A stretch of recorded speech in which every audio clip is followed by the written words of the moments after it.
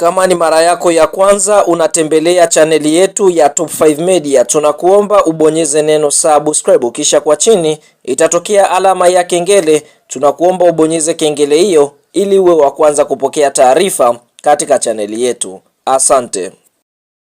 Yes, bwana, moja kati ya habari kubwa ya kushtua katika wapenzi wa soka duniani ni kuhusiana na kifo cha mchezaji wa timu ya taifa ya Bafana Bafana almaarufu kama Afrika Kusini, bila kusahau klabu ya soka ya Mamelodi Sundowns ama the Brazilian kutokea pale katika nchi ya Afrika Kusini, ambapo kifo hiki kimeweza kutokea tarehe 11 mwezi Julai mwaka 2026. Fam mchezaji anayecheza katika klabu ya soka ya Mamelodi Sundowns na timu ya taifa ya Bafana Bafana katika eneo la kiungo namba 8, yani box to box midfielder, Jayden Adam amefariki dunia, na taarifa za kifo zinasema chanzo chake ni kwamba alikuwa na msongo wa mawazo mara baada ya kusikia kifo cha bibi yake. Kwa hiyo tunaona hii si taarifa nzuri, hususan kwa wapenda soka wote duniani, kwa sababu Adams J kwa upande mwingine ni miongoni mwa wachezaji ambaye amefanya vizuri katika michuano ya kombe la dunia